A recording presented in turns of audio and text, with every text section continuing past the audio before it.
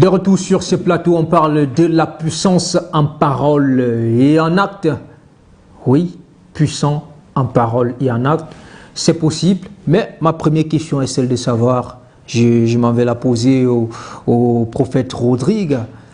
D'après vous, lorsque vous entendez une telle thématique, puissant en parole et en acte, qu'est-ce que cela voudrait dire pour vous? Bon, je vais d'abord dire merci parce que vous aviez commencé avec moi, ça me fait plaisir. Et lorsque j'entends ce thème qui est la puissance en parole et en acte, je vais dire le thème déjà explique quelque chose de très profond, la parole et l'acte, mais on parle de la puissance. Ici, je vais dire que une parole qui n'a pas la puissance ne peut pas avoir des bons actes. C'est pourquoi la parole doit avoir en elle une assurance. C'est l'assurance qui active la puissance. C'est l'assurance qui active la puissance. Parce que je vais comme ça appeler quelqu'un qui va un peu enrichir ce que je dis. Jésus dit à l'aveugle, va dans les eaux de Siloé, va dans les réservoirs de Siloé, rince tes yeux, tu auras la vue. Ça veut dire qu'il a déclaré une parole, mais l'acte est venu après la parole. Maintenant, les eaux de Siloé, les réservoirs de Siloé, ce n'est pas l'hôpital. Les réservoirs de Siloé, ce n'est pas un ministère. Ce n'est pas le bureau des naturopathes. Mais juste que dans la parole que Jésus a déclarée, il y avait une assurance. Et l'assurance a déclenché la puissance. Ce qui fait que quand la parole est entrée dans l'acte, l'aveugle a retrouvé la vue. Voilà comment est-ce que je définis ça. Merci, merci pour ce petit extrait de définition de cette thématique. Bon, les hommes de Dieu ont une certaine puissance en parole et en acte, mais ça ne se limite pas seulement au niveau des hommes de Dieu. Il faut peut-être qu'on le dise. Est-ce que n'importe qui peut avoir cette puissance en parole et en acte? Bon, frère, je vais répondre je me référer sur le prophète Joël. Le prophète Joël me dit qu'à la Pentecôte, l'Esprit descendra sur toute chair. Et il explique le mouvement. Et quand nous lisons Actes des Apôtres, chapitre 2, on voit ce que l'Esprit a fait ce jour de la Pentecôte. Alors, tous ceux qui ont reçu l'Esprit de Dieu le jour de la Pentecôte, il parle des jeunes filles, il parle des jeunes garçons, il parle des vieillards, il parle des femmes, il parle de tout le monde, il dit tout est cher. Ça veut dire que toute personne dans la nouvelle alliance qui a reçu l'Esprit, parce que Dieu dit dans sa parole qu'il nous a donné le pouvoir de devenir enfant, de devenir enfant de Dieu. Bon, maintenant, si tous ceux qui sont déjà enfants de Dieu ont la puissance dans leurs paroles, parce que la puissance là vient d'où? Ça vient du Saint-Esprit. Parce que quand tu deviens enfant de Dieu, il y a un baptême, il y a une dimension dans laquelle tu vas entrer. Il y a d'abord la première fréquence qui est le baptême des eaux, qui est le baptême des eaux autant pour moi. Et la seconde fréquence, c'est le baptême de l'Esprit.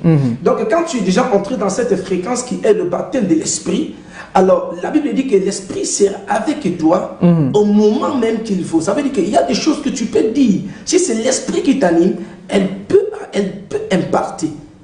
Ça veut dire que tous ceux qui sont enfants de Dieu, tous ceux qui ont reçu l'Esprit de Dieu ont la puissance dans les paroles. Ce n'est pas seulement les hommes de Dieu. Alors, justement, est-ce que l'Esprit de Dieu est aussi reçu par des gens qui ne sont pas des hommes de Dieu?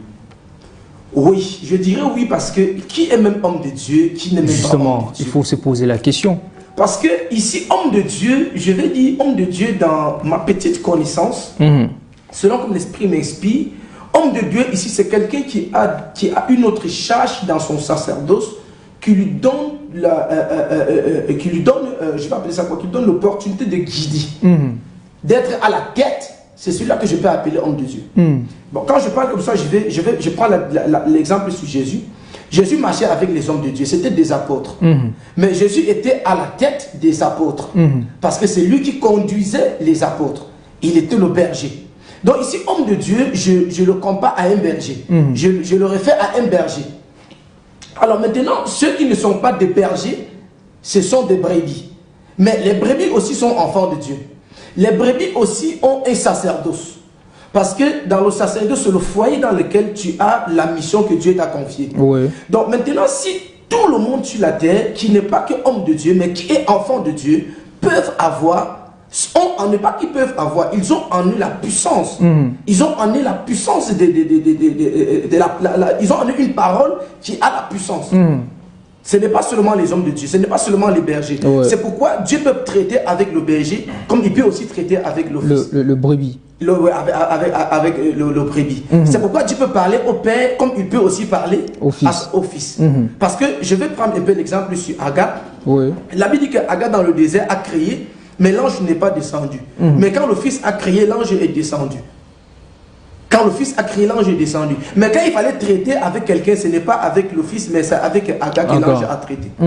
Merci, merci pour ces précisions. Alors, mais aujourd'hui, puisqu'on parle là, il y a toujours la connaissance, justement, la connaissance de cet ADN, de cette identité qui ressort toujours, de la connaissance de soi-même, de ce que nous sommes en Christ. Alors, mais aujourd'hui, on peut aussi rencontrer prophète Rodrigue, certains hommes de Dieu qui, autrefois, étaient puissants en parole et en acte, mais qui aujourd'hui se retrouvent à faire parfois des déclarations prophétiques qui n'obéissent plus justement à cette puissance, dont la puissance n'est plus manifestée. Alors, à ce niveau-là, qu'est-ce qui fauche? Bon, frère, je veux répondre à cette question en deux volets. Le premier volet, je veux dire que dans la vie, on a deux temps. Et il y a le temps où on est fort, et il y a le temps où on est faible. Je veux comme ça inviter le roi David pour qu'il vienne expliquer ce que je suis en train de dire. Oui. David me dit que dans mon temps où j'étais fort, je tuais tous mes ennemis. Même pour avoir la femme de foyer, j'ai renversé 200 Philistins pour que Samuel me donne la femme. Le grand Nabal, même David voulait tuer Nabal, c'est Abigail qui a intercédé pour que David ne tue pas Nabal. Donc il y a un temps où David était fort. Mais la Bible dit qu'il y a le deuxième temps où David était ferme. Ça veut dire que David était couché dans son lit, il avait froid. David ne pouvait rien dire, il ne pouvait rien faire. Ça veut dire qu'il y a maintenant le fils de David qui prenait le règne, qui s'appelle Adonijah. Adonijah était en train d'arracher le trône de son père, mais son père ne pouvait pas intercéder. Il ne pouvait pas parler. Alors c'est le temps où il était faible. Ça veut dire que les paroles de David pouvaient ne plus agir. Alors que bien avant, ses paroles agissaient. Il attaquait et il était vainqueur. Mais dans sa faiblesse, il ne pouvait rien faire. Alors la Vierge allait monter dans le sein de David avant que David reprenne ses forces et donne la place d'Adonijah à Salomon qu'il avait prophétisé dès le début. Et maintenant, je vais référer la vie de David aussi à la vie de Jésus. Parce que la Bible dit que dans l'Ancien Testament, Dieu était fort. Tout ce que les gens faisaient, Dieu punissait, il frappait les gens, il faisait descendre la pluie pendant 40 ans. Il a laissé que le feu descende sur les prophètes de Jézabel. Dieu a fait tellement de choses dans l'Ancien Testament, mais le Nouveau Testament, c'est comme si Dieu a froid. C'est comme si Dieu n'agit pas. Il y a les Adonijah qui sont en train de faire des choses, mais ils regardent, ils ne font rien. Alors la Vierge montera dans le sein de Dieu. La Bible dit que l'agneau sans tache qui est Jésus est à la croix. Alors comme il n'a pas commis de péché, il sera vierge. Comme la Vierge qui monte dans le sein de David, il montera à la droite de son Père et il reviendra dans l'avènement. C'est là où les Adonijah y retrouvent. Parce que les Adonijah ici c'est qui? Il dit dans Matthieu 24 que malheur à la femme qui sera en train d'allaiter. Malheur à la femme qui sera enceinte. Matthieu chapitre 24. Cette femme qui dit, ce n'est pas nos mamans, ce n'est pas nos femmes à la maison. Mais il parle de son église. Parce que Christ reviendra, la Bible parle que l'époux viendra chercher l'épouse. Alors que quand il reviendra, les églises où les Adonijah ont pris la magie pour travailler. Ils ont touché au talis pour prophétiser. Ils ont touché assis à ça pour faire des grands prodiges et des miracles. Lorsqu'il dit dans Matthieu 24, il viendra et malheur à eux. Mais l'église qui va rester sainte, pour dire que c'est Salomon qui sera sans tâche, Salomon qui ne va pas discuter le trône avec Adonijah, il retrouvera sa place. Donc il est fort probable qu'un homme de Dieu, pendant un temps, il est bon en prophétie, il est bon en message, il est bon en acte, il est bon en impartation, mais il arrive un moment où il parle, ça n'agit plus. Ce n'est pas forcément pour dire qu'il y a un problème ou peut-être qu'il a faussé quelque part. Parce qu'aujourd'hui dans le ministère, nous voyons aussi que les pères spirituels forment des enfants. Parce que dans le mentorat, il y a des gens qui ne jouent pas avec le mentorat. Ils forment des enfants parce qu'ils savent qu'il y aura un temps où ils seront aveugles, ils ne vont rien voir. Ça veut dire qu'ils pourront parler seulement parce que c'est le père, mais en réalité le père parle mais il n'a rien vu. Parce qu'il a transmis à... Il a déjà transmis à quelqu'un. Il y a déjà un Joseph qui a les visions, ce n'est plus Jacob qui a la vision. Et il y a maintenant, Jacob maintenant a seulement l'interprétation de la vision. Mais est-ce que justement, ce n'est pas... est-ce que beaucoup comprennent, parce que là vous êtes justement en train de donner une bonne explication et de comment ces hommes de Dieu doivent comprendre et se comporter lorsque arrivent ces moments-là parfois où Dieu veut peut-être te faire te reposer parce que tu as travaillé, mais aujourd'hui on peut aussi également voir que il y a d'autres qui ne se limitent pas à ça. Dès le moment où ils constatent qu'il est déjà faible, qui n'a plus la puissance, qui n'a plus... alors, ça va commencer à créer un certain désordre au niveau de la maison, quand vous parlez de ceux qui sont allés toucher dans voilà. Donc, voilà. Donc, justement, est-ce que il y a justement ceux-là qui ne comprennent pas l'explication que vous êtes en train de donner? Je pense que frère, au début, j'ai dit je vais répondre en deux volets. Voilà. Alors, je vais dire qu'aujourd'hui, si je veux me référer à ce que vous venez de dire, oui, c'est qui crée le problème lorsque le père est faible et que le fils, c'est lui qui a la vision, c'est quand le fils est mal enseigné. Parce que les faiblesses d'un père est une malédiction pour un fils mal enseigné. Je vais comme ça inviter celui qu'on appelle Noé. Noé me dit qu'après, il a bu le vin, il était couché dans son salon. Son fils est entré, il a vu sa nudité. Mais il a appelé les gens pour venir voir la nudité de son père. Mais quand ses frères sont arrivés, ils ont couvert la nudité de leur père. Oui. Alors, son premier fils, il s'appelle Sem, je pense bien, il s'appelait Sem, si j'ai bonne mémoire. Sem, alors, a reçu la malédiction parce qu'il était mal enseigné. Il a exposé la nudité de son père, alors le père devrait le maudire. Donc c'est ce qui crée le problème dans le ministère aujourd'hui. Lorsque un père est déjà fatigué, son fils travaille mais dans le respect. Parce que Dieu a caché quelque chose au fils, c'est l'interprétation. Dieu a donné la vision au fils, mais il ne lui a pas donné l'interprétation. C'est le père qui a l'interprétation. Joseph me dit, j'ai eu la vision, mais c'est mon père qui interprète la vision que j'ai eue. Et plus tard, il verra que c'était la vérité, ce que son père l'avait expliqué. Et maintenant, le deuxième volet, c'est qu'il y a aujourd'hui ceux qui se prétendent être hommes de Dieu. Et il y a des gens qui ont mis l'huile sur leur propre tête, ils se sont appelés hommes de Dieu. Ça veut dire que dans la prophétie que nous voyons, il y a deux qualités de prophétie. Il y a la prophétie authentique, il y a la stratégie prophétique. Vous expliquez. La prophétie authentique, c'est la prophétie que tu l'as eue depuis les entrailles de ta mère. Jérémie chapitre 1. Il dit, avant que tu ne sois dans le sein de ta mère, je t'avais consacré et établi prophète des nations. Ça, c'est la prophétie authentique. Quand Jérémie arrive à son âge, il commence à prophétiser des choses qui doivent arriver. Maintenant, il y a des gens aussi qui font ce qu'on appelle la stratégie prophétique. Ça veut dire que quand ils te regardent, ils jugent. Ça veut dire qu'ils jugent sur ton apparence, ils jugent sur tes dits pour prophétiser. Nous les voyons aujourd'hui dans les ministères. C'est comme j'étais dans un ministère un jour, et puis j'étais avec mon clergé, et un prophète a pris la parole, et il me dit que je vois comme tu as l'appel de Dieu dans ta vie, je vois comme tu es un homme de Dieu, je n'appelle pas ça une prophétie, parce que je suis venu avec le clergé, on nous a présenté. Alors quand il m'appelle, il me dit, moi j'avais fait un jeu, j'étais allé m'asseoir derrière. Mais quand il m'appelle, il me dit, je vois comme tu es un homme de Dieu. Je vois comme tu as l'appel de Dieu. Je vois, ça c'est pas ça la prophétie. Parce que la prophétie doit avoir les fondements. Et aujourd'hui, beaucoup de personnes prophétisent seulement pour faire plaisir aux gens, pour se faire voir. Ça veut dire qu'ils disent des choses que ça va étonner les gens. Ce n'est pas ça la prophétie. La prophétie, c'est annoncer les choses qui se sont passées, qui créent problème aujourd'hui, et annoncer les choses qui vont arriver, pour une génération. Dieu parle à ses disciples dans Matthieu 24, il dit voilà ce qui se passerait à mon avènement. Il les explique ce qui va se passer. Jérémie a prophétisé. Esaïe nous dit, un fils vous sera, on l'appellera prince de paix. Ça veut dire, la prophétie, l'authenticité de la prophétie vient depuis les entrailles. On ne devient pas prophète, mais on est prophète. Merci, merci prophète pour ces précisions. On rappelle qu'on est dans une atmosphère justement de puissance en parole et en acte. Vous pouvez le constater bien évidemment à travers ces bonnes explications qui vous amènent à comprendre cette puissance qui réside dans la parole et qui amène les actions de manière concrète. Alors, il faudrait dire que les hommes de Dieu devraient donc faire attention à ce qui sort de leur bouche. Oui, exactement.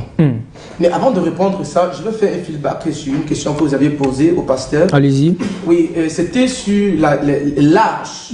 L'âge que Dieu choisit c'est des personnes avec qui il veut travailler. Bon, en réalité, je m'adresse comme ça aux jeunes qui nous écoutent sur ce plateau, que l'âge n'est pas un problème, parce que David même a été choisi. Dieu a envoyé Samuel rencontrer David, il n'avait que 13 ans. Mais David plus tard deviendra roi à 30 ans. Mais il avait 13 ans quand Dieu l'avait choisi, et c'est à 13 ans qu'il a renversé Goliath. Mais frère, est-ce que quand vous me regardez, vous me donnez quel âge? C'est une question. Juste comme ça, je peux dire, je peux dire 21 ans. 21 ans. Voilà. Moi, je suis né en 2000. Je me suis marié en 2023, autant pour moi, à 23 ans. Et ma femme avait 19 ans. J'allais être scandalisé que vous êtes marié en 2003 alors que vous êtes né en 2023, autant pour moi. Donc ça fait déjà 2 ans aujourd'hui que je suis marié, également jusqu'à l'église. Bon, vous voyez que Dieu m'a appelé, j'avais quel âge? J'avais 15 ans. Seulement que j'étais obéissant parce que le pasteur a parlé de l'obéissance. Moi, je m'adresse comme ça aux jeunes. Ce qui peut pousser Dieu à t'utiliser quand il t'a appelé, c'est quand tu es obéissant à ceux qu'il a envoyés t'annoncer ton appel. Parce que généralement, il y a des personnes qui ressentent leur appel, mais il y a ceux qu'on les annonce leur appel. Ça veut dire qu'il est dans certains mouvements, il ne connaît pas qu'il est enfant de Dieu, il ne connaît même pas qu'il est homme de Dieu, il ne connaît pas qu'il est un sacerdoce. Maintenant, l'esprit de l'ennemi l'utilise dans autre chose et exploite ce que Dieu a mis en lui. C'était mon cas par exemple. Parce qu'à l'époque, j'étais proxénète. Et quand j'étais proxénète, je n'avais que 16 ans. Je travaillais pour des cabarets, j'étais directeur des cabarets à 16 ans, 17 ans. Mais quand Dieu m'appelle, Dieu m'appelait en 2015, j'avais 15 ans, mais je tâtonnais encore parce que je disais à ma mère, ce n'est pas la réalité. Ce que je suis en train de faire, Dieu ne peut pas me pardonner. Elle m'a dit non, tu peux essayer. J'ai commencé à ressentir en moi, quand je me suis trempé dans la prière, et je suivais les dimanches, les moments de culte, j'ai commencé à réaliser qu'en moi, tout ce que j'avais, parce que je suis infographe, c'est que je travaillais pour le monde, alors c'était dédié pour le ministère. Alors c'est comme ça que j'ai regardé à la vie de Jérémie, j'ai regardé à l'âge que Dieu a commencé à parler à Jérémie, il était tout petit. J'ai regardé à l'âge que Jésus parlait à Nicodème au temple, il était encore tout petit. Donc la plupart des jeunes aujourd'hui fuient l'œuvre de Dieu parce qu'ils pensent que c'est l'affaire des vieux. Non. Joël me dit que l'esprit sera répandu sur des jeunes. Pour dire qu'il y a une génération où c'est les jeunes qui parleront de Dieu. C'est les jeunes qui seront des serviteurs. Et nous pensons que nous sommes à cette génération-là déjà même. Nous sommes à cette génération. Matthieu chapitre 24, il dit cette génération ne passera pas sans que ces choses n'arrivent. Et quand je parle de génération, la Bible dit qu'une génération dans la Bible c'est 40 ans. Je parlerai du temps parce que je vais parler de l'âge. Lorsque je parle de 40 ans, qu'une génération symbolise 40 ans, je me réfère dans le livre de Deutéronome. La Bible dit que pendant 40 ans que les peuples ont fait dans le désert, ils n'ont pas hérité et c'est la deuxième génération qui est entrée à Canaan. La Bible dit même que David a régné sur Israël pendant 40 ans. Donc 40, le chiffre 40, ça symbolise une époque. Et il dit que cette époque ne passera pas sans que ces choses n'arrive. Donc c'était une parenthèse. Moi je ne vais pas entrer dans ça. Donc pour répondre à la question pour chuter, la question que j'avais posée c'était de savoir est-ce que les hommes de Dieu doivent faire attention à leurs déclarations parce que la puissance est dans la parole. Frère, les hommes de Dieu peuvent faire attention, mais il y a des actes qui peuvent pousser les hommes de Dieu à déclarer certaines choses. Je prends l'exemple de Noé. Noé n'a pas maudit son fils parce qu'il voulait maudire son fils. Parce que son fils a fait quelque chose qui a poussé Noé à le maudire.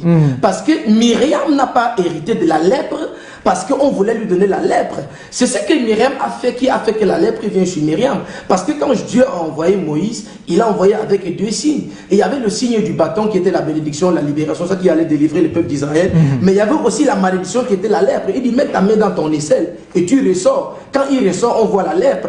Mais juste que ceux qui étaient à Moïse ne savaient pas que Moïse avait aussi en lui la malédiction. Mais lorsque Myriam s'est associée avec Aaron et qu'ils ont mal parlé de Moïse, alors Moïse les a donné la malédiction. Pour dire que le Père peut aussi maudire. Comme le Père béni, le Père peut aussi maudire. C'est en fonction de ce que le Fils a fait. Mais il faut être, justement, il faut une certaine tolérance, il faut une patience, plus que dans cette génération que nous sommes, si on peut parler de génération, ou dans cette ère de nouvelle alliance, dans l'ADN du Christ, on prêche l'amour. Et lorsqu'on sait que Dieu est patient, Dieu est amour, l'amour qui pardonne tout, l'amour, justement, il faut peut-être être attentif, il faut peut-être être prudent dans une certaine mesure avec avec des déclarations justement de malédiction à l'endroit de vos enfants, peu importe ce qu'ils font, parce qu'il faut aussi préciser que même si vous n'allez pas, même si vous ne faites pas de déclarations, le Dieu qui est au ciel voit également que l'enfant a mal agi et peut également décider de maudire l'enfant sans que vous n'ayez je suis d'accord à vous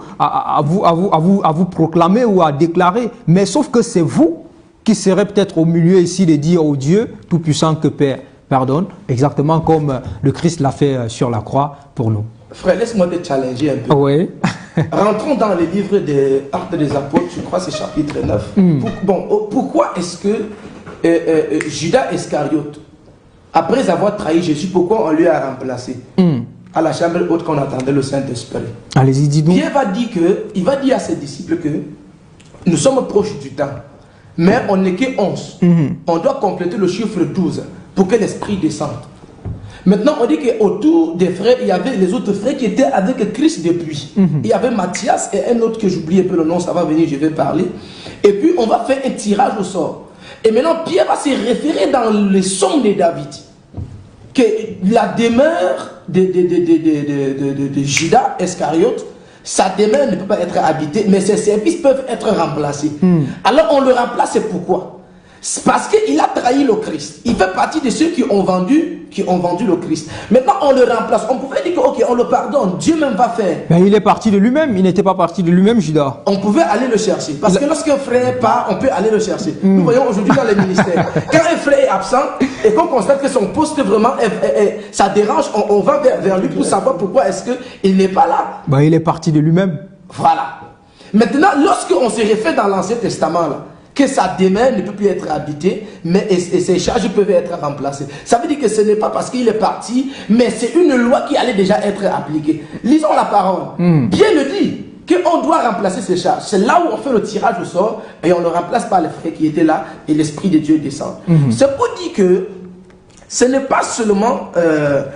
vous aviez parlé de la patience, j'ai aimé ça. Oui. Parce qu'un homme de Dieu ne se lève pas et il maudit son peuple comme ça. Je prends l'exemple sur ma mère spirituelle. Elle a reçu beaucoup de coups bas. On a 10 ans de ministère. Maman apôtre Yonta, que le Seigneur te bénisse. À qui nous rendons hommage ce jour. Oui, que le Seigneur te bénisse, maman. Elle est une maman de grand cœur.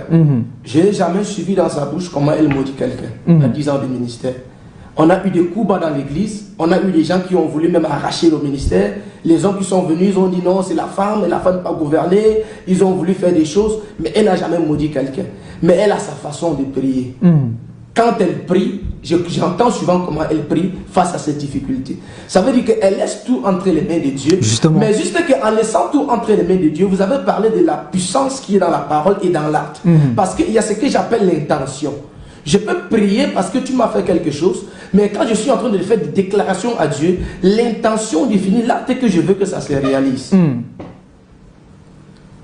Ça veut dire que je n'ai pas fait ça de manière directe, mais indirectement, j'ai parlé à Dieu, mais je sais ce que j'attends que Dieu doit faire.